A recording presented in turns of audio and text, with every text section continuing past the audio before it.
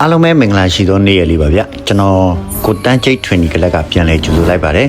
ဒီကြောက်လေးကတော့ကျွန်တော်ကိုရီမားတွေနဲ့မနက်ခင်းဝိုင်းပတ်ရင်းနဲ့ကြောက်လေးတစ်ကြောက်ရထားပေးပါတယ်ကြောက်ကတော့ကျွန်တော်တို့အသားလေးဖြစ်ပါတယ်ဗျခန်းသီးလေးပါပဲဝယ်လာကတော့အရေးတုံးအသားတုံးပေါ့ဗျကျွန်တော်တို့9သိန်းအောင်နဲ့ပဲဝယ်ခဲ့ပေးပါတယ်ကျွန်တော်ဒီအသားလေးတုံးရင်ဖြတ်ပြပေးပါမယ်ဗျ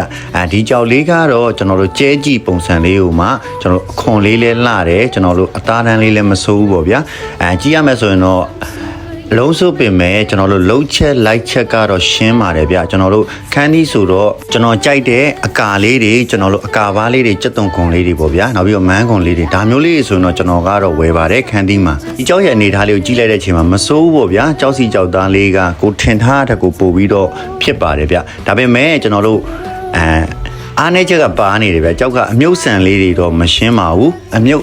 မြုပ်တွေအဆန်လေးတွေတော့နည်းနည်းလေးတော့ပါတယ်ပေါ့ဗျာအစီသားလေးကတော့မစိုးဘူးပေါ့ဒါနဲ့တော့အစာဆုံးဖြတ်မယ်လို့ဆုံးဖြတ်ပေးလိုက်ပါတယ်ဒီဖြတ်ကြည့်တဲ့ချိန်မှာလည်းမစိုးဘူးပေါ့ဗျာအသားတန်းလေးကကိုထင်ထားတဲ့အရွယ်တစ်ခုရသွားခဲ့မယ်ဆိုရင်တော့ကြောက်ကလေးကတော့ကြက်ကြီး30တော့ပြေးနိုင်တာပေါ့ဗျာဒါမှမဟုတ်ဘဲနဲ့ကျွန်တော်တို့4ကလပ်နဲ့5ကလပ် site ထွက်မယ်ဆိုရင်တော့ပါမြက်ပါပေါ့ဗျာနော်ဒီလိုအနေထားမျိုးလေးမှာကျွန်တော်တို့မန်းလေးကြောက်ဝိုင်းဈေးကွက်ကတော့နည်းနည်းအေးပါတယ်ဗျကြောက်ဝယ်ရတာပြူရတာတွေကလည်းတိတ်ပြီးတော့ကျွန်တော်တို့မချောင်ပါဘူးနည်းနည်းတော့ကြက်ပါတယ်ဗျကဲကြောက်လေးကိုခွန်ခွာပြီးတော့အားလုံးစိတ်လိုက်တဲ့အချိန်မှာကြောက်ကတော့မစိုးဘူးပေါ့ဗျာရှင်းကုန်လေးတွေလည်းလှပါတယ်အရွယ်လေးလည်းရတယ်ပေါ့ဗျာအရွယ်ကြီးတော့မဟုတ်ပင်မဲ့ကျွန်တော်မှန်းထားတဲ့4ကလပ်5ကလပ်လောက်တော့ဝင်ပါတယ်ဗျဒီတော့မင်္ဂလာပါဖြစ်မှာပေါ့ဗျာကြောက်ကလေးကမစိုးပါဘူးဒီကြောက်လေးကိုအစာဆုံးကျွန်တော်သွေးရာတွေပါမှာဗျသွေးရာကိုကျွန်တော်မှတ်အယောင်တင်တဲ့ပုံစံလေးပါပြောပြပေးပါမယ်ဒီကြောက်လေးကိုကြိုက်တယ်ဆိုရင်တော့ကျွန်တော်တို့အပေါင်းလေးနဲ့အသေးလေးပေးကောမန့်လေးမှာတစ်ခုခုအကြံပြုခဲ့ဖို့တော့ကိုကျွန်တော်ဘက်ကမေတ္တာရက်ခံပါရစေစိတ်ပြီးတဲ့အနေထားလေးမှာကြောက်ကမစိုးဘူးပေါ့ဗျာဒါနဲ့ကျွန်တော်လက်နဲ့လုံးနဲ့သွေးတဲ့ပုံစံတွေတော့မပါပင်မဲ့ကျွန်တော်တို့လုံးပြီးတဲ့အနေထားလေးပေါ့ဗျာ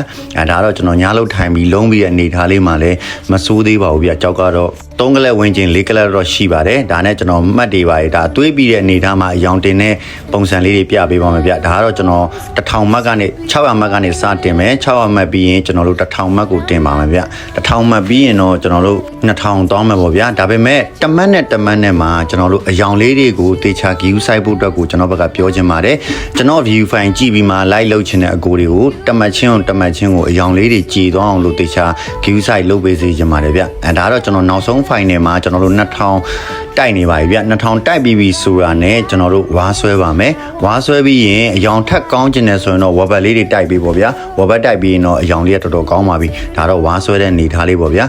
ဒါပြီးရနဲ့အားလုံးပြီးတဲ့အချိန်မှာမန်လေးစကွက်ကိုထိုးကြည့်တော့ဒီကြောက်လေးက9သိန်းအောက်တော့ပေးရတဲ့အတွက် lucky ပါဖြစ်နေပဲဒီကြောက်လေးကိုရောင်းပေးလိုက်ပါတယ်ဗျကျွန်တော်တင်တန်းလေးကိုလည်းတကြံအထူး promotion ကိုကြော်ညာပေးပါမယ်ဗျတူတူနဲ့လိုရင်းကိုပြောပြရစေကျွန်တော်တို့တကြံအထူး promotion နေနဲ့ဒီကာလမှာလာတက်မယ်ဆိုရင်ကျွန်တော်ဘက်က5% TT ကိုကျွန်တော် short ပေးမှာဖြစ်ပါတယ်9သိန်းဆိုရင်ကျွန်တော်4သိန်းခွဲနဲ့ပဲဖြစ်ပါမယ်ဗျဒါမှမဟုတ်ဘဲနဲ့မိတ်ဆွေတယောက်ကနေပြီးမှလာပြီးဒီ video file လေးကိုအပေါင်းလေးပေးအသေးလေးပေးထားရင်ယုံနဲ့တင်ကိုကျွန်တော်တို့5% short ပေးပါမယ်ကျွန်တော်ဘက်ကမြေတားလက်ဆောင်အနေနဲ့ကတော့ပညာတွေကိုဆက်လက်မျှဝေပေးမှာဖြစ်ပါတယ်ဗျအားလုံးမင်္ဂလာရှိသောနေ့ရက်လေးမှာပျော်ရွှင်နိုင်ကြပါစေအားလုံးကိုကျေးဇူးအများကြီးတင်ပါတယ်ဗျကျွန်တော်ကတော့ကိုတန်းချိတ် training ကလပ်ကပါပညာတွေကိုသင်ကြားပေးနေပါတယ်ကျေးဇူးအများကြီးတင်ပါတယ်ဗျ